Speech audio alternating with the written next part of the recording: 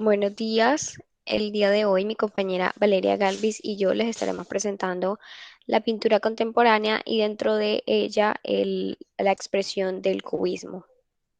Dentro del contenido de nuestra presentación tendremos la introducción de la pintura contemporánea, las características de la pintura contemporánea, quién fue el precursor de la pintura contemporánea, el origen del cubismo, sus características, las fases y los artistas destacados de este movimiento.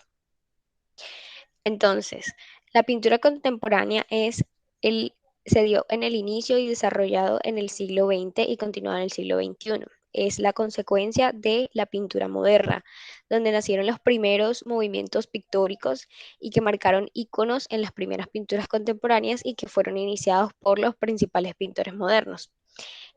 Esto surgió tras la Primera Guerra Mundial de entre 1914 y 1918 y entre la Segunda entre 1939 y 1945.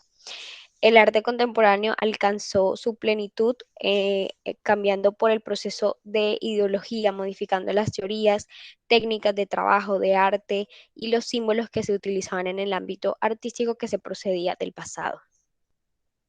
Dentro de las características y los temas que encontramos en la pintura contemporánea, encontramos que se encuentran los géneros pictóricos que fueron el amor, la muerte, la guerra, la represión, los trabajadores, la representación de la mujer idealizada, las ventanas, puertas, casas, edificaciones, y que, por ejemplo, la pincelada y la mancha son elementos muy importantes en la técnica utilizada por los pintores de la edad contemporánea. La pintura del paisaje y de la naturaleza muerta o el bodegón también han sido clasificados como una de las más destacadas de este movimiento. La historia del arte contemporáneo se puede dividir en distintas etapas que marcaron distintos transcursos que se fueron modificando de acuerdo con los instrumentos de trabajo.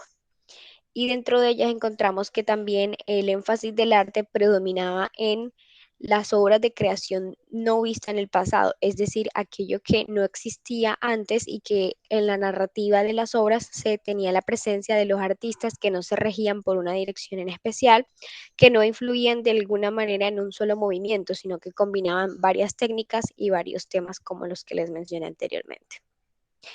¿Quién fue el precursor de la pintura contemporánea? Se le conoce a Francisco de Goya como el considerado precursor del arte contemporáneo, porque fue el primer pintor en expresar francamente sus sentimientos sin tener una ideología pura o características que siguieran un solo movimiento, sino que él trató de que el arte fuera una expresión muy propia y autónoma de convertirse en que el arte, cualquier objeto, cualquier figura y que fortalecía la obra durante la elaboración y otorgarle un nuevo mensaje que transmitir a los espectadores.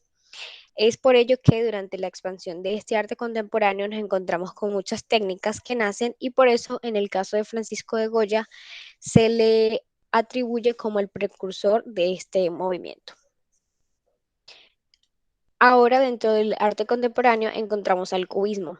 El cubismo es un movimiento artístico que fue pionero, pues es el encargado de romper con esa perspectiva renacentista y que a través de varios colores, formas, volúmenes, perspectivas distintas de distintos planos, hacen que las obras se vean distintas desde cualquier punto de vista.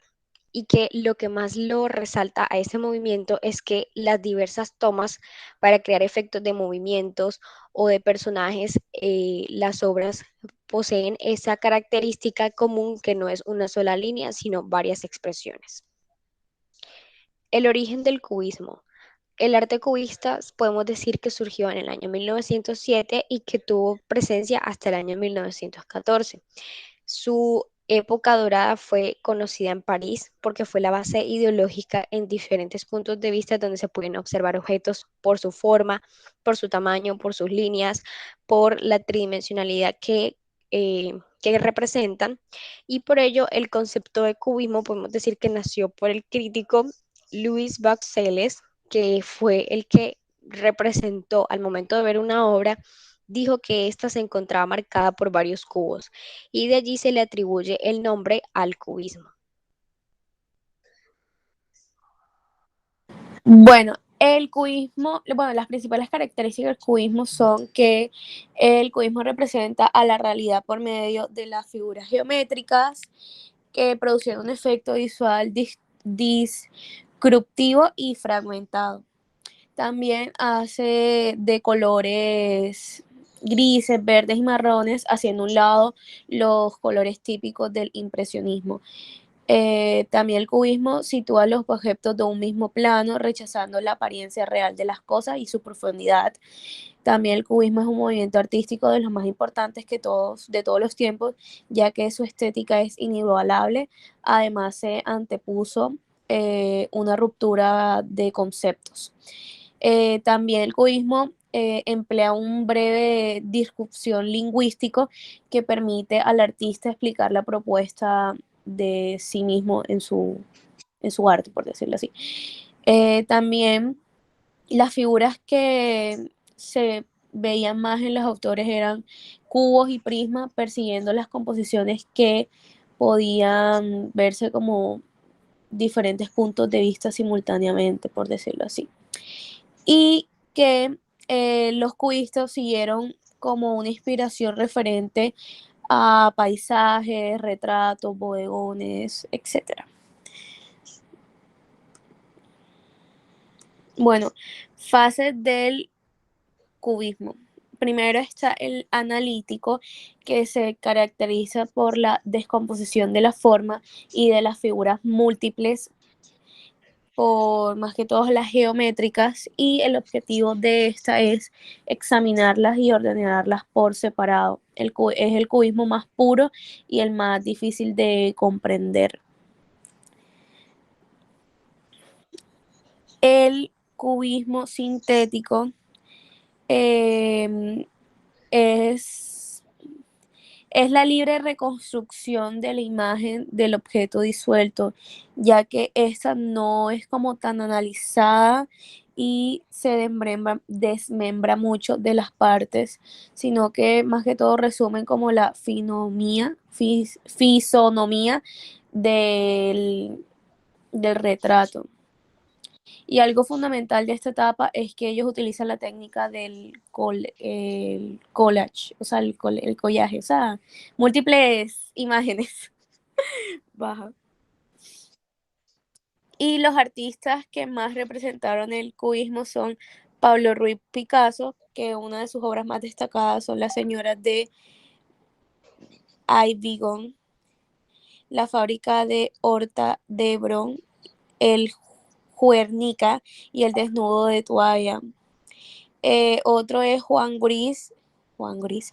Sus obras más destacadas son Naturaleza muerta sobre una silla, Naturaleza muerta y El desayuno.